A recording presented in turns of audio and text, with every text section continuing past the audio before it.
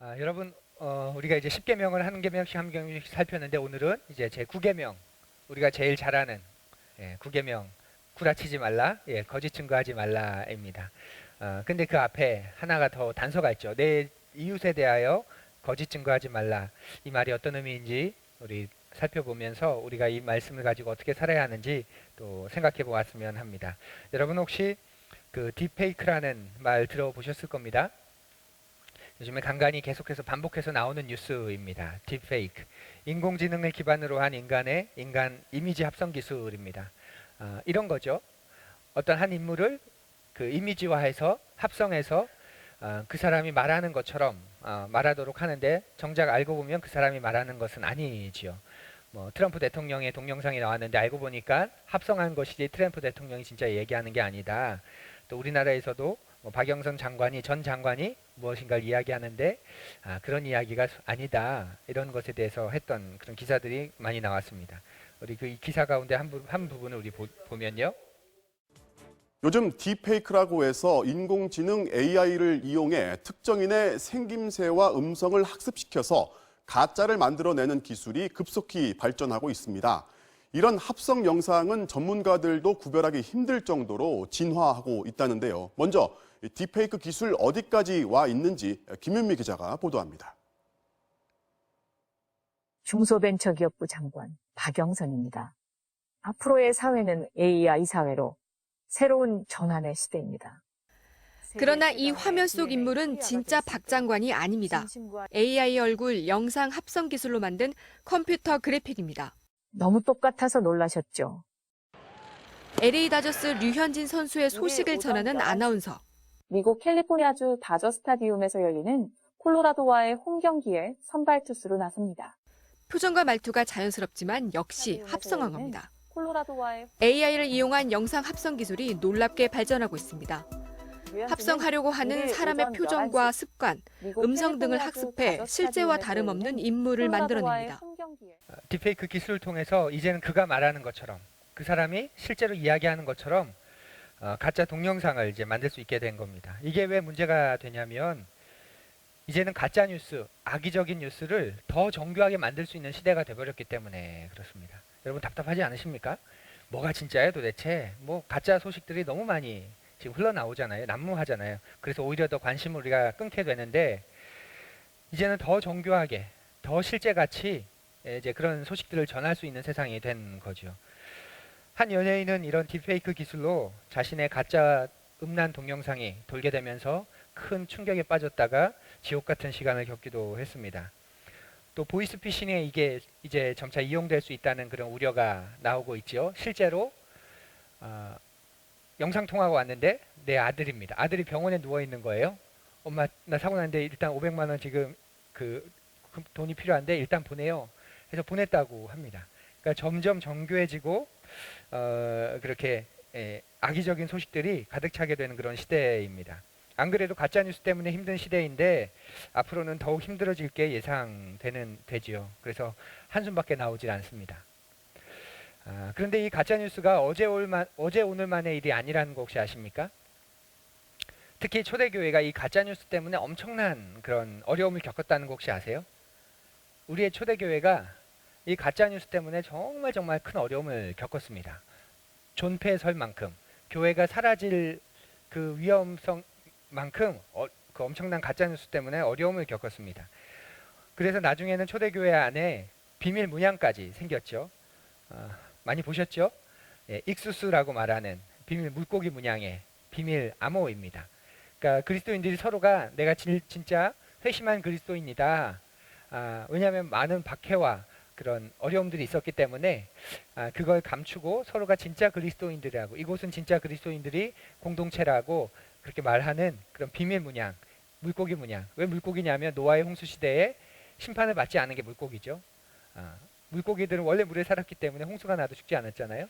그래서 물고기 이때에 하나님이 우리를 지키시고 보호할 것이다. 그런 확신을 가지고 물고기 문양으로 자신들의 그 신앙을 지키기도 했습니다. 초대교회 그리스도인들이 이렇게 숨고 서로를 알아보기 위해 암호 같은 문양을 쓴 이유가 바로 가짜 뉴스가 불러온 핍박 때문에 그랬습니다. 당시에 어떤 가짜 뉴스가 있었을까요? 당시에 어떤 가짜 뉴스가? 대표적인 게 네로 황제 시대에 로마에 어마어마한 대화재가 일어나죠. 로마를 행정구역으로 하면 14개 행정구역인데요. 그 가운데 10개 구역이 화재로 전소돼 버립니다. 그러니까 14개 구가 있는데 10개 구가 화재로 다 타버린 거예요. 4개 구 정도만 남은 거죠. 어마어마한 그런 대화재입니다. 그런데 당시 문제가 뭐냐면 네로 황제가 사람들에게 신의를 잃어버렸죠. 그래서 로마 황제 네로가 불질렀다. 그리고 네로가 로마시가 불타는 것을 보면서 노래를 불렀다. 사람들이 그렇게 여길 만큼 네로 황제가 신의를 잃어버렸던, 민의를 잃어버렸던 그런 시대였습니다. 민심을 돌리기 위해서 기름 창고에서 난 불로 추정되는 그 불을 로마 황제가, 네로가, 그리고 로마 정부가 뭐라고 이야기하냐면 그리스도인이 지른 불이다. 그리스도인들이 불을 질러서 불을 낸 것이다. 이렇게 말합니다. 그리고 순식간에 그리스도인들이 비난의 화살, 공격의 화살을 받습니다. 그러면서 로마에서 쫓겨나게 됩니다. 도심 안에서 쫓겨나서 광야 가운데서 이제 스스로 살도록, 스스로 개간하고 스스로 살도록 이렇게 쫓겨나게 되는 거죠. 이런 로마 대화재가 나고 그 속에서 이제 이거 그리스도인들 때문이다 그러면서 그들을 오히려 잡아서 화형에 처하고 그들을 공격하고 그들을 쫓아냅니다. 또 어떤 가짜 뉴스가 있었냐면요. 그리스도인들은 서로를 뭐라고 부르죠? 형제자매라고 부르죠. 형제자매.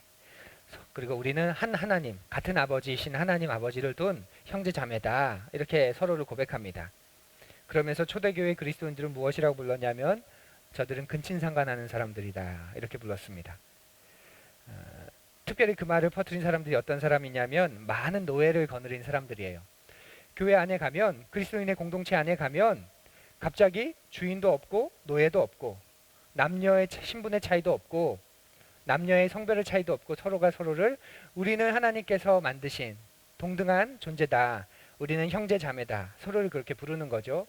그러면서 누가 불편해지기 시작했냐면 노예를 많이 거느린 사람들이 불편해지기 시작합니다. 그러면서 가짜 뉴스를 퍼뜨리는 거죠. 저들은 근친상간하는 사람들이야. 서로를 형제자매라고 부르잖아. 이렇게 말이죠. 또한 사람을 먹는 사람들이라는 의미로 식인종 집단이라는 가짜 뉴스가 또 퍼뜨립니다. 왜냐하면 그리스도의 몸과 피를 먹잖아요. 그러니까 그런 고백들을 하니까 식인종이야. 이렇게 식인종 집단이야. 이런 왜곡된 소식들이 퍼지게 되는 거죠. 더군다나 더 심각한 가짜 뉴스가 뭐였냐면 그리스도인들은 당시에 그 로마 군대에 가는 것을 거부했습니다. 그리고 황제를 주라고 부르지 않았습니다. 왜냐하면 우리에게는 진짜 주 예수님 한 분밖에 없기 때문에 나는 로마의 황제를 주라고 부를 수 없다. 이렇게 고백했기 때문에 그래요. 그래서 그 그리스도인들을 향해서 뭐라고 얘기했냐면 저들은 애국심도 없고 나라도 생각하지 않는 이기적인 집단이다. 그래서 오히려 그것이 결정적인 이유가 되어서 이제 쫓겨나게 되고 지하에 숨어서 지내게 되죠. 가짜죠. 그리스도인들은 로마 사회에 자신들이 할 수 있는 모든 일을 다 했습니다. 정직하게 세금을 냈고요. 그 누구보다 정직하게 세금을 냈고요. 로마 사람들이 그 살 가치가 없다고 말하는 여성 아이들부터 시작해서 그런 버려진 아이들을 입양해서 공동체 안에서 키우면서 로마가 바른 윤리, 바른 도덕성, 바른 가치관 안에서 자라도록 그 누구보다 애쓴 사람들이 그 그리스도인들입니다. 그런데 이런 가짜 뉴스들이 혼합되고 또 섞여지면서 너무나 큰 어려움을 겪게 됩니다. 그런데 따지고 보면 우리 예수님도 가짜 뉴스 때문에 고난당하시고 죽으신 것 아닌가요? 유대인들이 예수님을 얼마나 모함했습니까? 몇 군데를 우리가 찾아보면 당시 예수님이 하층민들과 사회적으로 배척당하는 사람들과 식사하며 어울리는 것을 보면서 예수님을 뭐라고 부르냐면 어우 저 먹기를 탐하는 사람, 어우 저 술꾼 같은 사람, 예수님에게 그렇게 부릅니다. 세례 요한이 와서 떡도 먹지 아니하며 포도주도 마시지 아니하며 너희들의 말이 귀신 들렸다 하더니 인자는 와서 먹고 마시매 너희 말이 보라 먹기를 탐하고 포도주를 즐기는 사람이요 세리와 죄인의 친구로다 하니 세례 요한이 와서 아주 절제되고 금욕적인 삶을 살았죠. 그랬더니 뭐라고 이야기하냐면 밥을 먹지 않아도 저렇게 며칠을 버티는 거 보면 저 귀신 들린 거야. 귀신이 지금 부리고 있는 거야. 세례 요한을 통해 한테는 그렇게 이야기하고 예수님이 오셔서는 사람들과 어울리면서 같이 식사하고 사람들이 버린 사람들, 사람 취급하지 않는 그런 최하층민들, 그들과 함께 어울려서 그렇게 다녔더니 이제는 그 예수님에게는 뭐라고 이야기하냐면 저 먹기를 탐하는 저 술꾼 같은, 이제 그렇게 이야기하는 거죠. 가짜 뉴스인 거죠. 또 예수님이 귀신을 쫓아내자, 귀신 들린 사람들을 고쳐내자 뭐라고 말합니까? 저 귀신의 하수인, 그렇게 말합니다. 그러니까 귀신이 떠난다는 거죠. 귀신이 왜 떠나냐면 저 사람이 귀신의 하수인이기 때문에 귀신들이 지금 부리는 거야, 이런 말을 합니다. 예루살렘에서 내려온 율법학자들은 예수가 바알세불이 들렸다 하고, 귀신의 이름이죠. 또 그가 귀신의 두목의 힘을 빌어서 귀신을 쫓아낸다고도 하였다. 또 예수님을 죽이려고 모의를 하고 당시 총독인 빌라도 앞에서 예수님을 고발한 것도 모두 가짜 뉴스들입니다. 대제사장들과 온 의회가 예수를 사형에 처하려고 그 고소할 증거를 찾았으나 찾아내지 못하였다. 예수에게 불리하게 거짓으로 증언하는 사람들이 많이 있었지만 그들의 증언은 서로 들어맞지 않았다.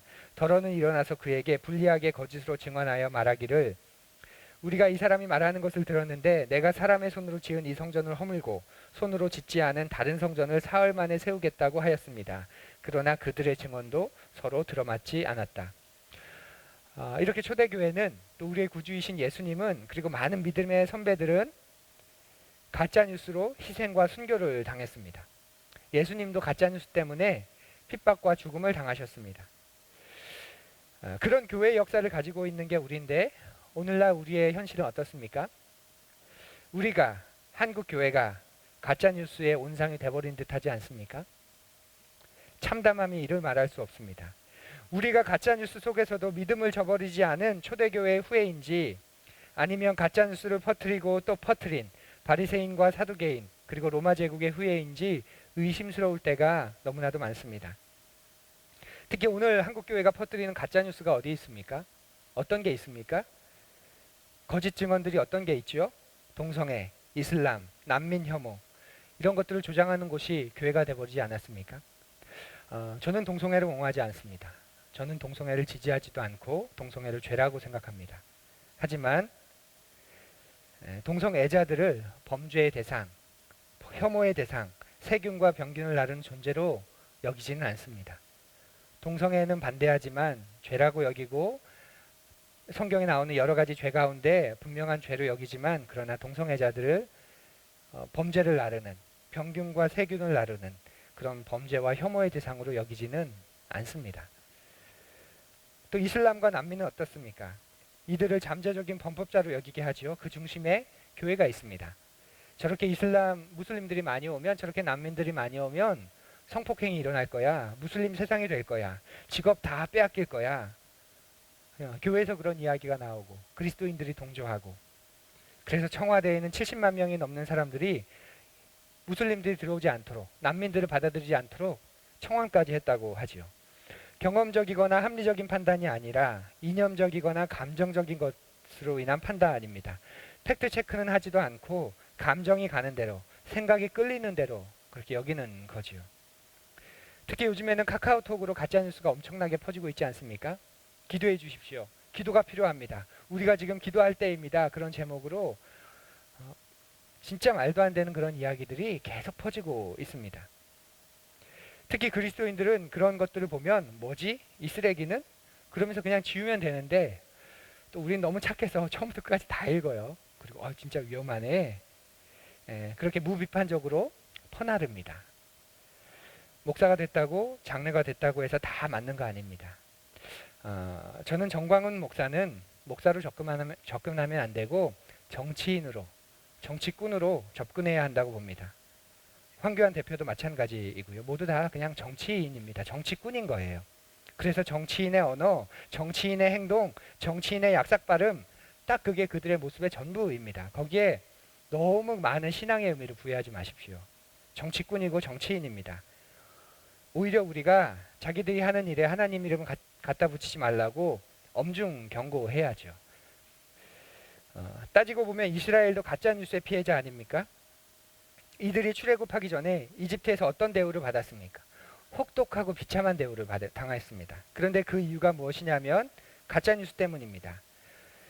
이스라엘에 대한 어떤 가짜뉴스가 있었나요?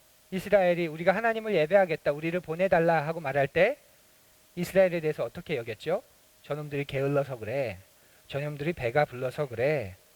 그래서 저놈들이 지금 핑계를 대는 거야. 일하기 싫어서 지금 저런 말 하는 거야. 그래서 더 혹독한, 더 가혹한 법을 만들어서 이스라엘을 혹사시킵니다. 하나님은 이런 경험을 가진 이스라엘에게 지금 무엇을 원하시냐면 진실한 공동체가 되라. 진실을 말하는 공동체가 되라. 이렇게 말하는 겁니다. 너희들이 살아왔던 이 세상의 모습이 어떠냐? 진실과 먼 공동체 아니냐? 진실이 사라져버린 공동체 아니냐? 그런데 내가 너희들을 출애굽해서 만들려고 하는 그 공동체는, 그 하나님 나라는 진실한 하나님 나라야. 진실한 공동체야. 그러니 이웃에 대해서 거짓 증거하지 마. 그렇게 하나님이 요구하시는 거죠. 제9계명은 이스라엘의 재판제도와 특별히 관계가 있습니다. 오늘날 이스라엘의 재판제도에서는 증인의 역할이 매우 중요했기 때문에 그래요. 왜 그러냐면 오늘날처럼 수사기법이 그렇게 발달하지 않았습니다. 오늘날은 증인 그렇게 중요하지 않습니다. 물증이 더 중요합니다. 변해버린 거죠. 사람을 못 믿으니까 그런 거 아닌가요? 과거에는 물증보다 사람이 더 중요했어요. 그런데 오늘날은 사람보다는 물증이 더 중요합니다. 범죄에 사용된 칼이 나온다든지 옷이나 장갑에서 지문이 발견되면 그것이 더 신빙성을 얻습니다. 그 사람이 얼마나 진실되게 증언하느냐는 그렇게 중요하지 않습니다. 반면 과거 이스라엘이나 우리의 조선시대만 해도 증인이 중요했지요. 그래서 어떤 일이 생겼냐면 부유층이, 권력을 가진 사람들이 두세 명을 꼬드겨서 거짓 증언을 하게 합니다. 안 그러면 나 더 이상 너에게 소작을 주지 않을 거야. 안 그러면 내가 너의 가족을 찢어 놓을 거야. 그래서 내가 살기 위해서 거짓 증언을 하는 거죠.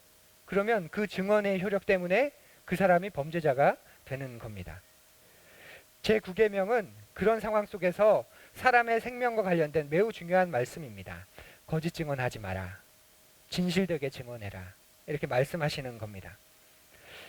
잠언에서는 거짓 증언이 화살로 사람을 죽이는 것이나 칼이나 방망이로 사람을 죽이는 것과 같다고까지 말합니다. 우리 잠언 말씀을 같이 한번 읽어볼까요?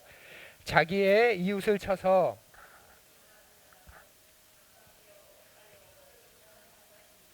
거짓 증거가 이렇게 무서운 살인 도구가 될 수 있다는 거죠. 오늘날도 마찬가지 아닌가요? 오히려 오늘날은 더 그렇습니다. 유튜브, 카카오톡, 개인의 의견을 익명으로 펼칠 수 있는 시대가 되다 보니까 가짜뉴스가, 억지 주장이 남을 모함하는 것들이 얼마나 가득 차 있는지 모릅니다. 아니면 말고 하는 식으로 또 다른 가짜 뉴스에 파묻혀서 더 이상 진실처럼 여겨지지 않는 게 우리가 살아가는 이 시대의 모습입니다. 하나님은 이스라엘에게 공평과 정의를 무척이나 강조하셨습니다. 그것이 하나님이 다스리는 나라의 기초이기 때문에 그래요. 공정과 정의에 기초한 사랑, 자비, 긍휼, 용서입니다. 약속의 땅에 들어갈 이스라엘에게 하나님이 가장 원하신 게 뭐냐면 뭘까요? 약속의 땅에 들어가는 이스라엘에게 하나님이 가장 원하신 것, 바로 정의와 공의입니다. 정의는 올바른 것이고 공의는 그 공명정대한 거죠. 그 말씀을 보면 당신들은 주 당신들의 하나님이 각 지파에게 주시는 모든 성읍에 재판관과 지도자를 두어 백성에게 공정한 재판을 하도록 하십시오. 당신들은 재판에서 공정성을 잃어서도 안 되고 사람의 얼굴을 보아주어서도 안 되며 재판관이 뇌물을 받아서도 안 됩니다. 뇌물은 지혜 있는 사람의 눈을 어둡게 하고 죄 없는 사람을 죄인으로 만듭니다. 당신들은 오직 정의만을 따라야 합니다. 그래야만 당신들이 살고 주 당신들의 하나님이 당신들에게서 주시는 땅을 당신들이 차지할 것입니다. 기도 많이 하고 예배 많이 드리고 성경 많이 읽으면 그 땅에 오래 살게 될 거야, 이렇게 말씀하시지 않고 너희들이 그 땅에서 오래 살려면 그 땅이 너희들이 정의와 공의 가운데 공동체가 세워져 있어야 돼, 이렇게 말씀하시는 거예요. 그래야 그 공동체가 오래 가는 거죠. 그러면 이 말을 우리가 반대로 여길 수 있습니다. 왜 가나안에 원래 살고 있던 사람들이 그 가나안 땅에 토해내 버렸냐? 정의와 공의가 사라져 버렸기 때문에, 더 이상 정의와 공의가 실현되지 않는 땅이 되어버렸기 때문에 그들을 그 땅이 토해낸 것이죠. 그리고 이제 그들을 대신해서 새로운 세입자 이스라엘이 그 땅으로 들어가는데, 너희들도 그 땅에서 공평과 정의를 행하며 살지 않으면 그 땅이 너희들을 토해내 버릴 거야. 그 땅을 들어가려고 하는 이스라엘에게 하나님 말씀하시는 거예요. 그리고 실제로 그들이 마지막에 남유다와 북이스라엘이 더 이상 공평과 정의를 행하며 살지 않게 되자 그 땅에 그들조차도 토해내 버리게 되는 거죠.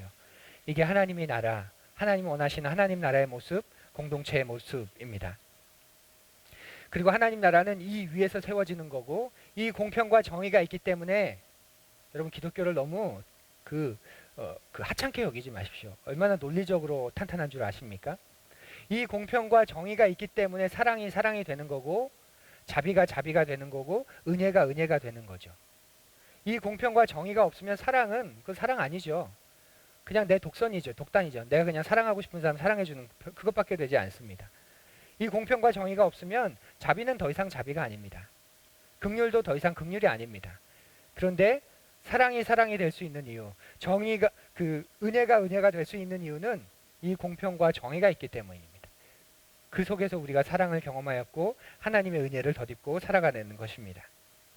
그런데 오늘날은 이런 국가 개념이 많이 과거와 달라졌죠. 근데 국가 개념에서는 법질서 못지않게 중요한 게 있습니다. 뭘까요? 경제입니다. 경제. 그래서 국가의 이념이 법치국가에서 이제는 복지국가로 점점 나아가고 있다고 말합니다. 대통령의 역할도 이제는 법을 잘 지키고 법을 잘 집행하도록 해두는 게 아니라 그것보다는 경제를 잘 운용하는 그런 일로 중점이 옮겨가고 있습니다. 그래서 이른바 경제 대통령이 강조되고 있는 거죠. 대통령이 이제는 일종의 세일즈맨이 된 겁니다. 어디 대통령만 그렇습니까? 대학 총장도 그렇습니다.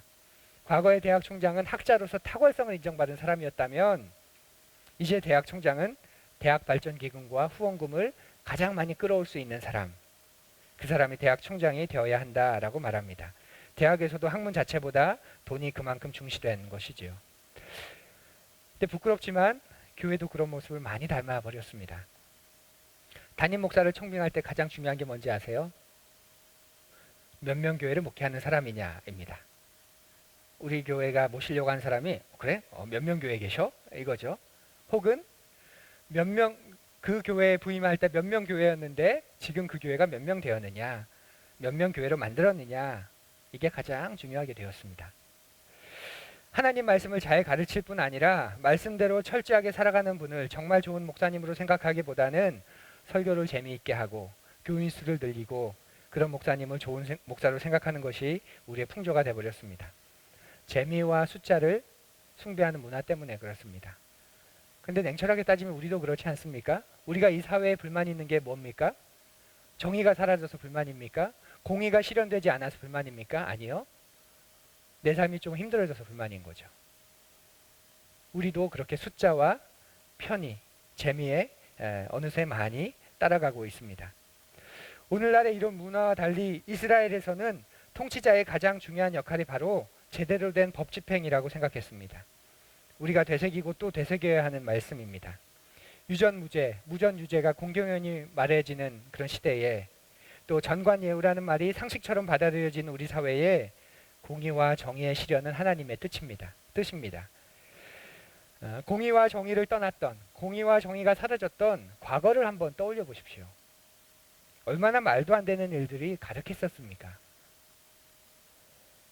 우리가 어떻게 지금의 민주사회를 이루었고 지금 어떻게 여기까지 왔는데 얼마나 많은 사람들이 피를 흘렸는데 말도 안 되는 논리와 이야기로 또다시 과거로 돌아가려는 그런 가짜뉴스들 여러분 좀 끊으시기 바랍니다. 그냥 지워버리시고 퍼나르지 마시고 한번 합리적으로 한번 생각을 해 보십시오.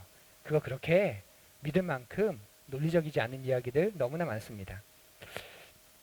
엊그제 언론 기사를 보면 현 검찰이 청와대를 압수수색했다는 기사가 나왔죠. 세 번째라는 그런 뜻입니다. 여러분 상상해 본 적 있으세요? 상상해 본 적? 청와대를 압수수색하는 그날, 그 시대, 그 정부를 혹시 상상해 본 적 있으십니까? 그만큼 우리가 지금 성장해 왔습니다. 그리고 촛불이, 그리고 그 정신을 이으려는 현 정부가 여기까지 와 있습니다. 적어도 말도 안 되는 말로 국녀를 분열하고 자기들이 한자리 하려고 길을 쓰는 그런 시정잡배와 같은 그런 정치꾼들에 대해서 우리가 판단을 해야지 따라가서는 안 됩니다. 그들의 판단에 쫓겨갈 것이 아니라 그러면 우리가 숫자가 아닌, 인기가 아닌, 재미가 아닌 정의와 공의에 관심을 가져야 가능한 일이 될 겁니다. 제가 잘 아는 한 교회에 대기업 총수가 다니게 되었다고 해요. 아주 사적인 자리에서 그 목사님이 직접 해주신 이야기인데요. 그 총수가 11조를 20억씩 했다고 합니다. 대기업 총수예요, 정말. 우리가 이름 들면 아는. 그렇다고 이따 물어보지 마십시오. 이 교회에서 어떻게 했을까요? 즉시 회의를 열어서 그분이 하는 그 11조를 교회 경상비에 넣지 않고 따로 두었다고 합니다. 특별 기구로 만들어서 이건 선교와 구제를 위해서만 쓰겠다, 이렇게 약속을 했다고 합니다. 그리고 수년을 이분이 잘 다니다가 이 총수가 그 교회를 옮기게 됩니다. 11조 20억이 사라진 거죠. 1년 11조 240억이 사라진 겁니다. 이 교회는 어떻게 됐을까요? 이 교회는 아무런 이상이 없었습니다. 아무런 이상이. 그렇게 한 사람의 헌금에 좌지우지 되지 않으려고 일부러 그렇게 한 것이었어요. 지금도 건강한 교회, 지금도 행복한 교회, 그 누가 와도 흔들리지 않는 그런 복음에 천착하는 교회가 지금 이 교회가 되어 있습니다. 참 멋진 교회 아닙니까? 복음에 당당함이 있고 공동체가 숫자가 아닌 하나님 나라 생명으로 연결된 그런 교회다라고 진짜 믿는 그런 사람들의 공동체이지요. 우리 그런 교회 세우면 좋겠습니다. 그런 교회 세우면 좋겠습니다. 이 9계명은 저에게도 굉장히 중요한 가르침입니다. 저에게 거짓 증언하는 것은 어떤 것일까요? 제가 거짓 증언하는 것. 잘못 전하는 거죠. 준비 안 한 게 아니고 많이 연구하지 않은 게 아니고 잘못 전하는 겁니다. 오늘날의 목회자가 하나님의 말씀을 제대로 전하지 않는다는 건 여러분의 눈치를 본다는 것입니다. 여러분의 눈치. 성도가 듣고 싶은 설교를 할 것이냐, 들어야 하는 설교를 할 것이냐, 그 차이라는 거죠. 저도 이 사이에서 매일매일 고민합니다. 여러분이 원하는 설교를 하고 싶은 유혹이 얼마나 많은지 모릅니다. 그리고 어떻게 설교하면 사람들이 몰리는지 저 압니다. 그런데 제가 존재하는 이유는 여러분이 들어야 하는 말을 하기 위해 교회가 세워진 것이고 제가 설교를 하는 것이지요. 이 말은 설교가 여러분에게 때론 불편해야 되고 부담스러워야 한다는 말이 돼요. 여러분 이걸 좀 무겁게 받으셨으면 좋겠어요. 설교가 여러분의 삶에 때로는 무거워야 되고 부담스러워야 됩니다. 왜냐하면 우리는 예수 그리스도를 만나서 세계관이 바뀐 사람들이잖아요. 이걸 이렇게 바라보며 살다가 아니야, 이걸 바꾸신 분이 계셔, 고친 분이 계셔 하고 세계관이 바뀐 게 우리예요. 그러면 그런 우리가 이 세상을 살아가는데 이제는 세계관이 바뀌었는데 하나님의 말씀이 불편하지 않으면, 부담스럽지 않으면 그거 가짜지요. 종교 사기꾼인 거지요. 하나님의 말씀은 저에게 가장 먼저 부담스럽습니다. 말씀이 우리를 자유하게 한다는 건 그 불편과 부담을 직면하고 난 후에 내가 그것을 넘어설 때 진짜 자유케 된다는 거예요. 듣고 나면 와, 자유해, 이게 아니라 그 부담과 불편한 말씀을 내가 받고 그 부담과 불편함 속에서 이제 그걸 넘어서게 돼요. 그래서 자유가 생기는 겁니다. 영어에 자유케 된다는 건 영어를 아무렇게나 말한다는 게 아니죠. 영어를 자유롭게 말한다는 건 내가 그 영어를 이제 받아들여서 습득해서 훈련해서 이제는 내가 하고 싶은 말을 자유롭게 영어로 표현할 때 우리는 그걸 자유라고 말하지, 공부하지 않고 영어를 써야 되는데 그냥 아무렇게나 말을 하면서 나는 영어의 자유에 이렇게 말하지 않습니다. 그게 자유입니다. 그게 자유. 신앙의 자유도 말씀이 우리를 자유케 한다는 것도 바로 그런 의미입니다. 그러면 저는 어떤 사람일까요? 잔소리꾼일까요? 늘 부담스러운 이야기, 불편한 이야기, 그래서 시어머니 같은, 소위 말하는 고리타분한 그런 꼰대 같은 그런 사람일까요? 저에게는 두 가지 역할이 있습니다. 여러분을 향하여서는 여러분이 들어야 하는 이야기를 전하는 사람이지만 하나님을 향하여서는 여러분을 대신하여 말하는 사람입니다. 하나님 앞에 서서 여러분의 삶을 변호하고 증언하고 대신하는 거죠. 그 대표가 모세지요. 하나님 앞에서 이스라엘 민족을 대변한 중보자입니다. 우리 그 말씀을 같이 읽어볼까요? 다 함께. 이튿날 모세가 백성에게 이르되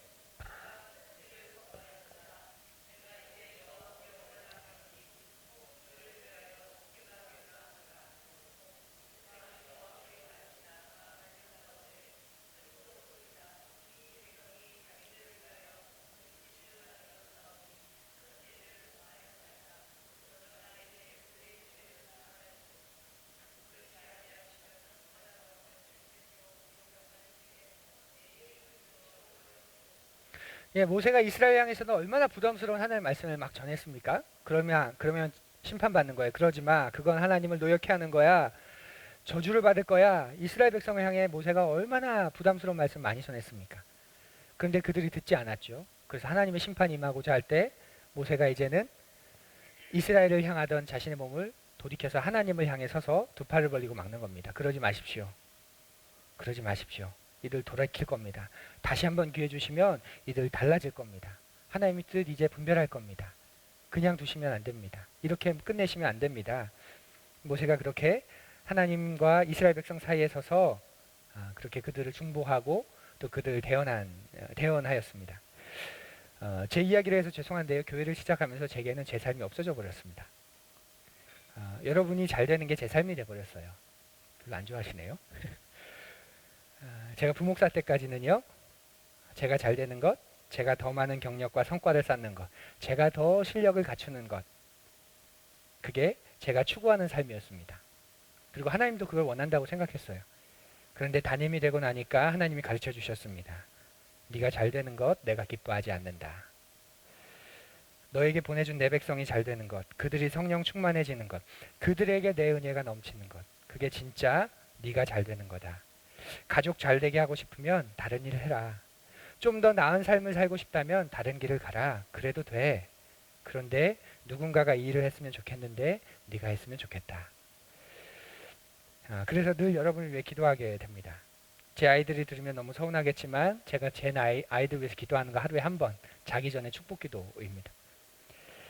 그 외에는 새벽 기도에도 또 설교를 준비하다가도 오후 시간에도 또 식사 기도를 하다가도 잠들면서도 모두 여러분을 위해서 기도하게 됩니다. 듣지도 않은 하나님의 음성을 들었다고 하고 보지도 못한 것을 봤다고 하고 보여주셨다고 하고 경험하지 못한 것을 경험했다고 하면서 권위를 내세우고 신령함을 드러내려는 그런 사람들의 이유가 무엇입니까? 자기를 위함이죠. 자기를 위함. 교회가, 교우들이, 공동체가 자신을 위해 있는 것이라고 여겨서죠. 그래서 내가 무너지면 안 된다고, 내가 물러서면 안 된다고 그렇게 말하는 거죠. 교회도 교우도 자신의 목회적 야망을 이루는, 자신의 목회적 성공을 이루는 수단이라 여겨서 그런 것입니다. 가짜도 그런 가짜가 없는 겁니다. 이렇게 가짜뉴스가 판을 치는 세상에서, 가짜뉴스가 오히려 더 진짜 같은 세상에서 진짜 뉴스가 뭔지 아세요? 진짜 뉴스? 하나님께서 그런 우리를, 그런 세상을 구하기 원하신다는 겁니다. 그런 소망, 그런 기대만 가지고 계신 게 아니에요. 말로만 그러신 게 아니에요. 그 하나님이 가짜가 가득한 세상에 진짜로 오셨다는 거예요. 그리고 진짜를 보여주셨다는 거죠. 이 세상이 교묘한 말로, 아름답고 화려한 말로 실체를 속이고 바꾸어도 하나님은 단 한 번도 그 진리를 거두신 적이 없습니다. 세상은 망가졌어. 너희가 망가뜨린 거야. 너희가 이 세상을 대하는 자세를 한번 봐. 너희가 이 세상을 어떻게 망가뜨린지 한번 봐. 너희가 다른 사람을 대하는 걸 한번 봐. 나는 사람을 사랑하고 돈을 사용하는 세상을 만들었는데 너희는 돈을 사랑하고 사람을 사용하는 세상을 만들어버렸어. 사람과 돈, 생명과 돈, 그러면 서슴없이 돈을 택하는 이미 저주받은 세상이 돼버린 거야. 너희가 서슴없이 너희가 자신을 대하는 방식을 한번 봐. 자신을 망가뜨려서 천박하게 하는 일들을 서슴없이 선택하고 허무한 데 굴복하고 자유를 외치지만 그 자유는 나를 성숙시키고 아름답게 만드는 자유가 아니라 내 마음대로, 내 뜻대로 원하는 그런 자유일 뿐이지. 그래서 점점 더 조급해지고 불안해지고 참을성이 없어지고 진리 중심이 아니라 감정 중심, 쾌락 중심을 살아갈 뿐이야. 더 강한 쾌락과 자극을 원하고 스스로가 삶의 주체라는 걸 잊고 살아가는 그런 세상이야. 너희가 하나님을 대하는 자세를 한번 살펴봐. 우리의 삶의 모든 영역에서 하나님이 사라져버렸지. 이 말이 무슨 뜻인지 아십니까? 우리의 삶에서 절대 진리가 사라져버렸다는 말입니다. 옳고 그름이 사라졌다는 거예요. 하나님이 사라졌다는 건 내가 이제 하나님 안 믿어, 그 정도의 나이브한 그런 낭만적인 게 아니라 하나님이 사라졌다는 건 절대 진리가 사라져버렸다는 거예요. 나침반이 사라져버렸다는 거죠. 진리가 사라졌다는 건 그러니까 이제 모든 게 다 진리가 된다, 그 말이 아니라 진리를 잃어버렸다는 겁니다. 그래서 남은 건 유사진리, 가짜 진리만 남은 거죠. 유사진리와 가짜 진리의 가장 큰 특징이 뭐냐면요, 나에 대해서, 세상에 대해서 정확하게 말하지 않는다는 거예요. 이렇게 살아야 돼, 이런 게 의미 있어, 방향과 방법은 가르쳐 줄지 모르지만 왜 그렇게 살아야 되는지 말하지 않습니다. 부자가 돼야 돼. 왜요? 이렇기 때문이야. 왜요? 계속 하나님이 계시지 않으면, 절대적인 진리가 없으면 왜요라는 말은 아무 의미가 없습니다. 진리가 아니기 때문에 그렇죠.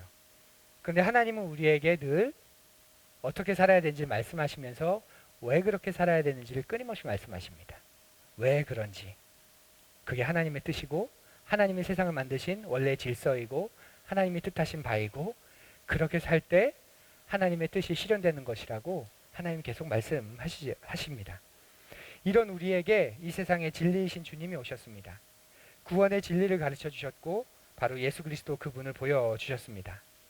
사랑을 가르쳐 주셨는데 어떤 사랑을 가르쳐 주셨냐면 두려움이 없는 사랑을 가르쳐 주셨습니다. 오늘도 끈질기게 우리를 찾고 두드리시는 진리이신 주님을 그래서 우리가 만나기를 원하십니다. 우리가 가짜에 속아서 살지 않고 가짜를 퍼나르면서 살지 않고 진리이신 주님을 따르며 그분을 외치며 사는 우리 공동체가 되기를 간절히 고대합니다. 저는 겨울이 되면 두 가지가 좋습니다. 첫 번째는 딸기의 계절이기 때문에 좋고요. 두 번째는 이 대림절 초 때문에 좋습니다. 초를 한 주에 하나씩 켜면서 주님이 오신다. 저 네 개의 초가 다 켜지면 주님이 오신다. 저 켜를 켤 때마다 기대가 되고 소망이 됩니다.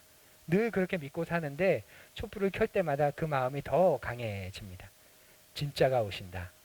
이제 가짜는 사라지고 진짜가 오신다라고 말이죠. 사랑하는 여러분, 대림절을 둘째 주일 우리가 지나갑니다. 대림절 둘째 주일, 이 두 번째 초의 의미는 뭐냐면 첫 번째 초의 의미가 뭔지 아세요? 기다림과 희망입니다. 기다림. 첫 번째 초는 첫 번째 초를 켜면서 기다림을 희망하는 거죠. 두 번째 초의 의미는 화해입니다. 평화. 평화의 왕으로, 화해의 왕으로 이 땅에 오시는 그 주님을 기다리는 시간이 바로 둘째 주일입니다. 가짜가 가득한 세상에서, 또 가짜가 우리를 미혹하는 세상에서 진리이신 주님, 진짜이신 주님, 그래서 그분이 오시니까 화해가 그곳에 임하였고 평화가 임하였고 참됨이 그곳에 임하게 됩니다. 그래서 주님을 만났다고, 주님을 만나서 내 인생이 바뀌었다, 내 삶이 바뀌었다, 그 사람들이 그렇게 해서 많은 거예요.